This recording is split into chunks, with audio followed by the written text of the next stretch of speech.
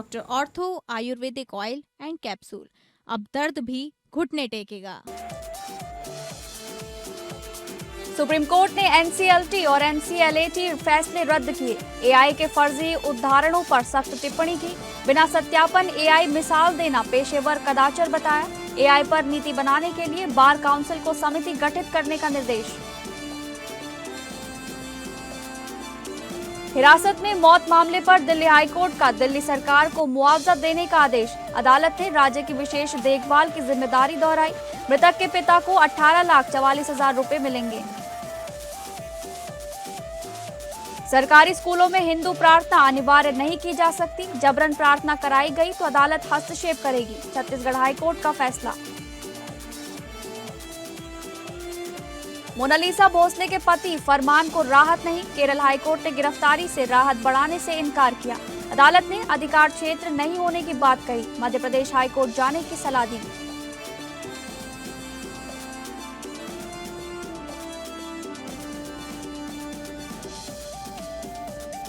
नमस्कार, मैं हूं आपके साथ शालिनी राणा और लोकप्रिय कानूनी प्रोग्राम लीगल हेल्पलाइन में आपका बहुत बहुत स्वागत है। एपीएन के इस कार्यक्रम में हमारे कानूनी विशेषज्ञ रोजमर्रा की जिंदगी की समस्याओं से जुड़ी कानूनी मसलों पर आपकी शंकाओं का समाधान करते हैं। आप भी फोन करके विशेषज्ञ से कानूनी राय ले सकते हैं। आज हम आपको लीगल हेल्पलाइन में कॉन्ट्रैक्ट लेबर के बारे में बताएंगे और कॉन्ट्रैक्ट लेबर एक्ट से जुड़े नियम कानून भी बताएंगे। इसी पर ज्यादा जानकारी देंगे हमारे आज के कानूनी विशेषज्ञ अधिवक्ता राम नरेश यादव जी। राम नरेश यादव जी, आपका बहुत बहुत स्वागत है लीगल हेल्पलाइन में। तो दर्शकों, अगर आपका इस मसले पर कोई सवाल है तो आप फोन करके राय ले सकते हैं। हमारे फोन नंबर्स हैं 0120612793 हमारा दूसरा फोन नंबर है 0120612793। वापस चलेंगे हमारे आज के कानूनी विशेषज्ञ अधिवक्ता राम नरेश यादव जी के पास और सर आपसे जानना चाहेंगे कि कॉन्ट्रैक्ट लेबर की कानूनी परिभाषा क्या है। शालिनी जी, जो भारत में कॉन्ट्रैक्ट लेबर को मुख्य रूप से contract labour regulation and abolition act 1970 द्वारा रेगुलेट किया जाता है और अब इसे नए occupational safety health and working condition code 2020 और इंडस्ट्रियल रिलेशन कोड 2020 के तहत कंसोलिडेट किया जा रहा है जी। अब कॉन्ट्रैक्ट लेबर की कानूनी परिभाषा क्या है? जो contract labour regulation and abolition act 1970 है, उसके अनुसार किसी भी कर्मचारी को तब कॉन्ट्रैक्ट लेबर माना जाता है जब उसे किसी प्रिंसिपल एम्प्लॉयर के काम के सिलसिले में ठेकेदार के माध्यम से या उसके द्वारा काम पर रखा जाता है। इसमें वे कर्मचारी शामिल होते हैं जो सीधे कंपनी के पैरोल पर नहीं होते बल्कि ठेकेदार के जरिए काम करते हैं, चाहे प्रिंसिपल एम्प्लॉयर को इसकी जानकारी हो या ना हो। जी सर, आगे हम आपसे जानना चाहेंगे कि कॉन्ट्रैक्ट लेबर एक्ट का मकसद क्या है। इस कानून के शालिनी जी मुख्य दो उद्देश्य हैं। सबसे पहला तो रेगुलेशन, दूसरा है एबोलिशन।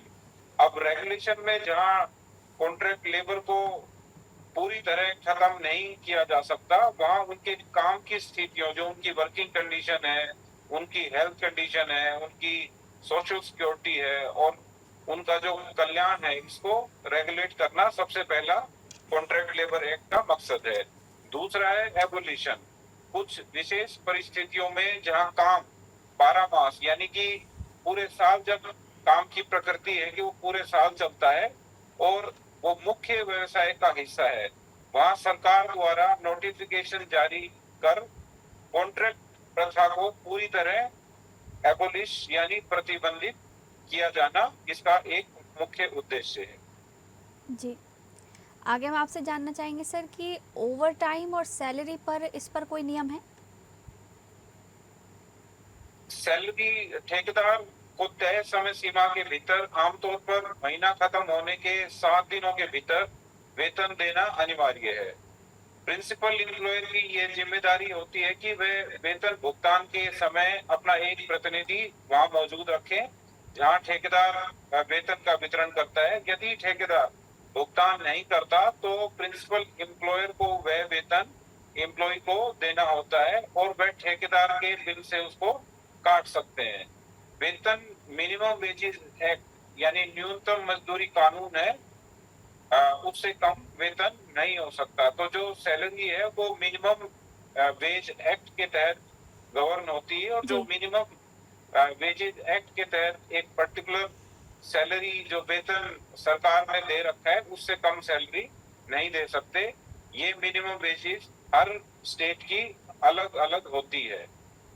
जैसे दिल्ली में अलग है, यूपी में अलग है, हरियाणा में अलग है, क्योंकि खर्चे हर शहर के हर स्टेट के अलग अलग निश्चित होते हैं।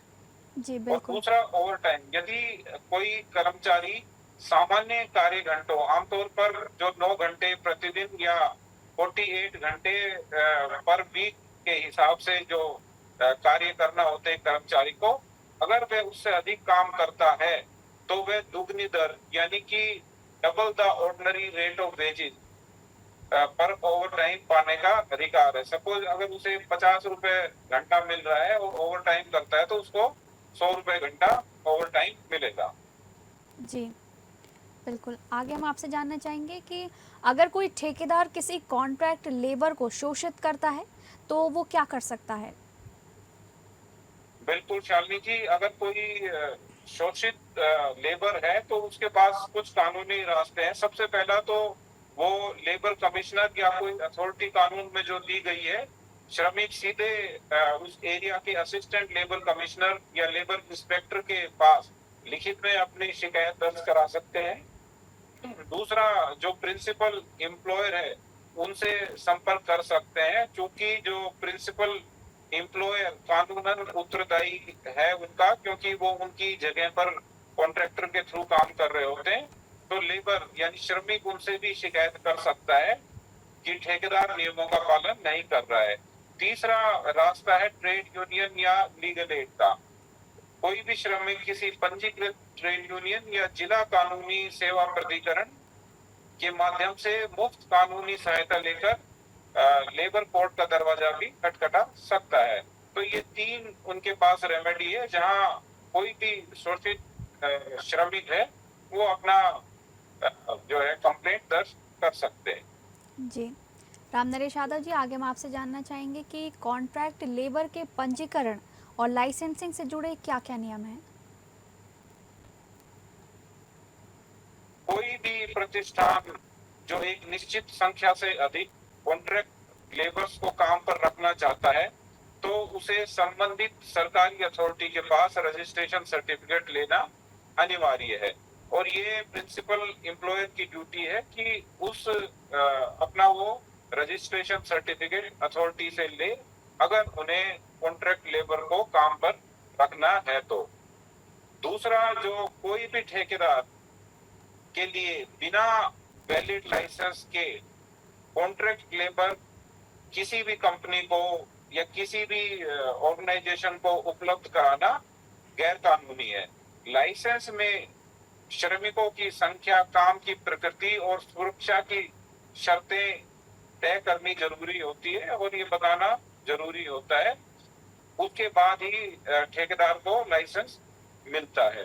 तो कॉन्ट्रैक्ट लेबर रखने के लिए सबसे पहला कंपनी या जो प्रिंसिपल एम्प्लॉयर है वो अपना रजिस्ट्रेशन कराएगा और जिस भी ठेकेदार को रखेगा तो ठेकेदार के पास वो ठेके लेने का वैलिड लाइसेंस होना जरूरी है। उसके बिना कोई भी कॉन्ट्रैक्ट लेबर किसी भी कंपनी या किसी भी ऑर्गेनाइजेशन में काम नहीं कर सकता। जी इसी पर आगे हम आपसे एक स्थिति समझना चाहेंगे। यदि कंपनी रजिस्टर्ड नहीं है या कोई ठेकेदार का लाइसेंस नहीं है तो ठेका वर्कर को प्रत्यक्ष कार्यकर्ता माना जाएगा। इसे थोड़ा आप समझा सकते हैं?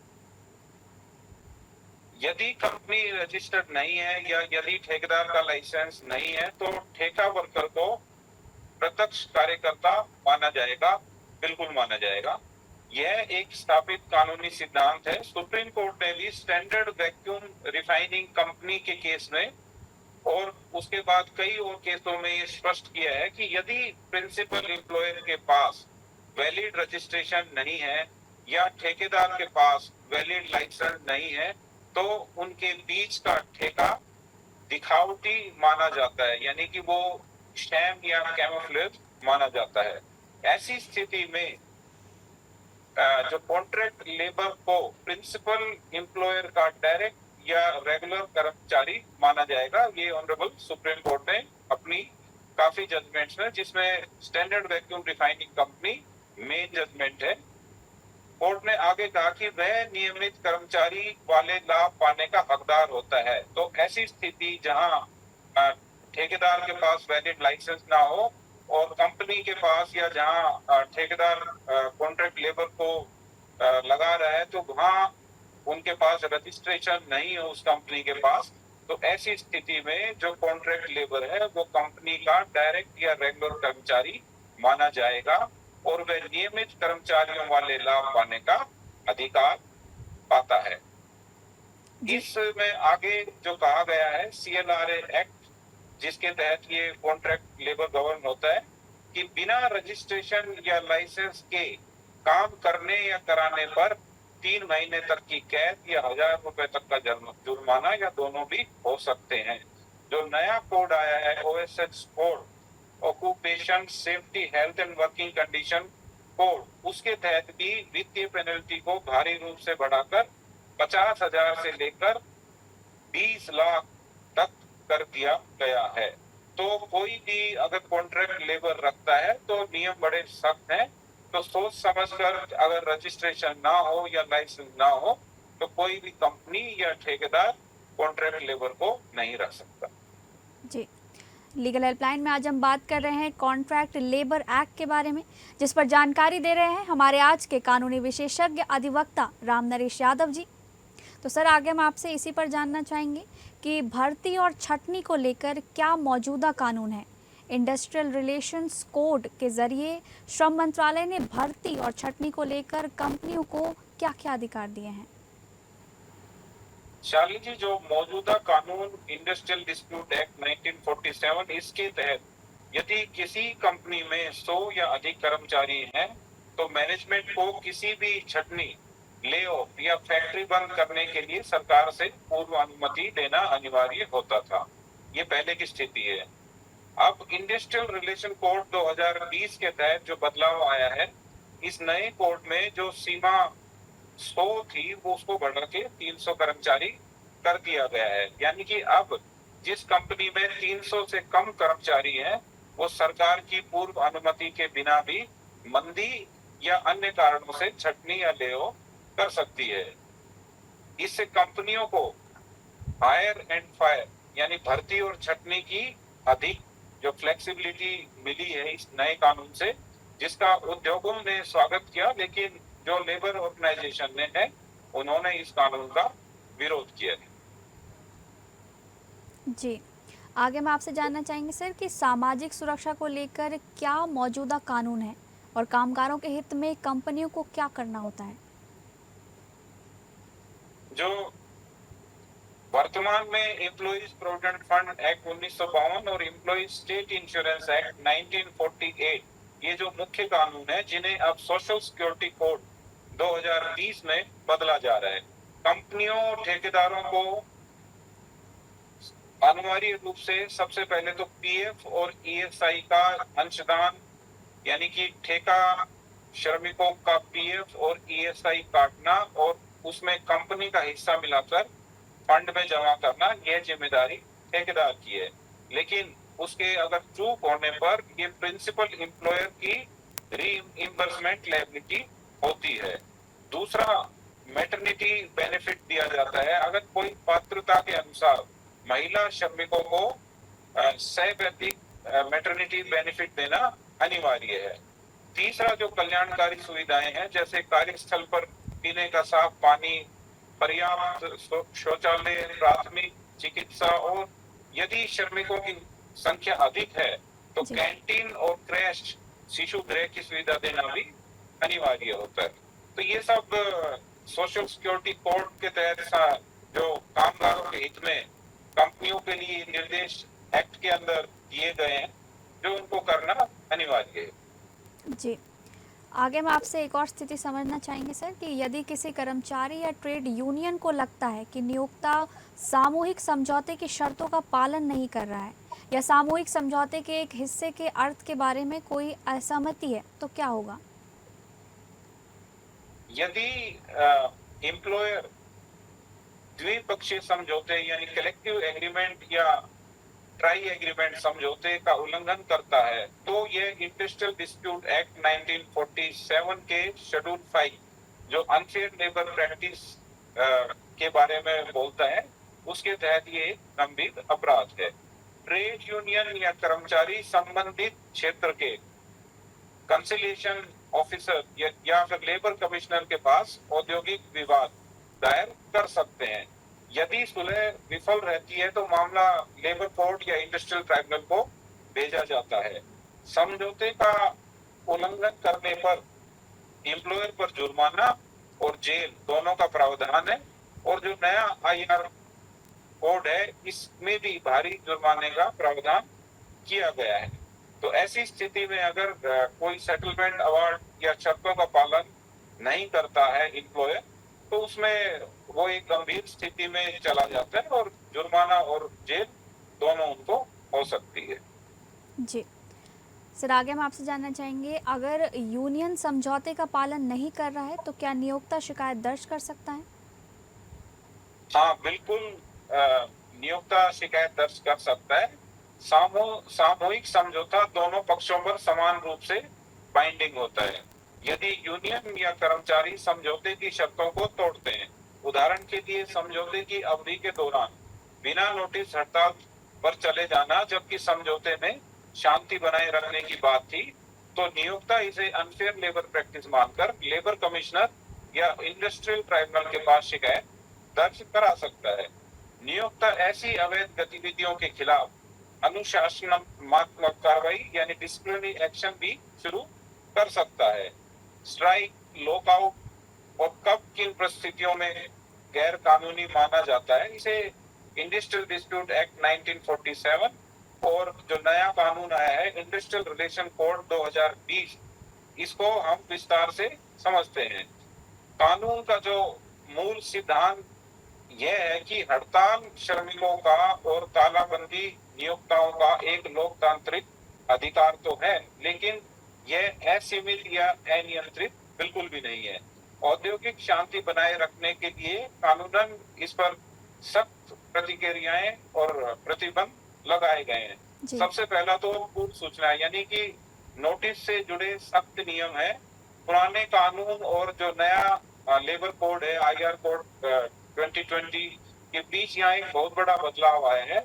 पुराने नियम में यानी कि इंडस्ट्रियल डिस्प्यूट एक्ट 1947 में पहले केवल सार्वजनिक उपयोगिता सेवाओं यानी पब्लिक यूटिलिटी सर्विसेज जैसे रेलवे, डाक, बिजली, पानी, अस्पताल इनके संदर्भ में जो कर्मचारियों के लिए हड़ताल पर जाने से पहले नोटिस देना अनिवार्य था, सिर्फ इन्हीं पर्टिकुलर जो पब्लिक यूटिलिटी सर्विसेज में। बाकी बिना नोटिस हड़ताल पर चले जाते थे। सामान्य फैक्ट्रियां या कमर्शियल जो इंस्टीट्यूशंस हैं वो बिना नोटिस के भी कानूनी हड़ताल उस समय संभव थी। अब नया कानून जो आईआर कोड 2020 है अब उसने इस अंतर को खत्म कर दिया है। अब भारत के सभी इंडस्ट्रियल एस्टेब्लिशमेंट है उनको नोटिस का नियम उन पर लागू हो गया है और कोई भी हड़ताल या तालाबंदी है अब गैर कानूनी होगी यदि 60 दिन पहले यानी कि सभी ऑर्गेनाइजेशन को अब 60 दिन पहले लिखित नोटिस दिए बिना कोई कार्रवाई की हो। नोटिस देने के 14 दिन के भीतर हड़ताल या तालाबंदी शुरू कर दी गई हो या नोटिस में हड़ताल तालाबंदी के लिए जो तारीख तय की गई थी उस तारीख के बीत जाने के बाद ये कार्रवाई कर दी हो। कानूनी या अदालती कार्रवाई के दौरान यानी कि कोई पेंडेंसी है, कोई प्रोसीडिंग चल रही है किसी कोर्ट में, जब किसी विवाद या समाधान निकालने के लिए एक स्टैट्यूटरी मशीनरी जब सक्रिय हो तब काम रोकना पूरी तरह प्रतिबंधित है। यानी कि जब वो कोई प्रोसीडिंग चल रही हो तो उस दौरान काम को नहीं रोक सकते और ये सब करना इलीगल हो जाता है। अगर कंसिलिएशन ऑफिसर के समक्ष जब मामला लेबर कमिश्नर या कंसिलिएशन ऑफिसर के पास पेंडिंग हो तो उसकी कार्रवाई समाप्त होने के 7 दिन तक कोई इस तरह की जो है कार्रवाई जो लोग या हड़ताल पे जाना नहीं कर सकते। जी सर, लेबर समय की कोड या पाबंदी के ट्राइकल- कारण आपको रोकना पड़ रहा है फिलहाल। जी जी जी रामनरेश यादव जी, आपका बहुत बहुत शुक्रिया कॉन्ट्रैक्ट लेबर एक्ट से जुड़ी तमाम जानकारी हमारे दर्शकों तक साझा करने के लिए। फिलहाल लीगल हेल्पलाइन में बस इतना ही। नमस्कार।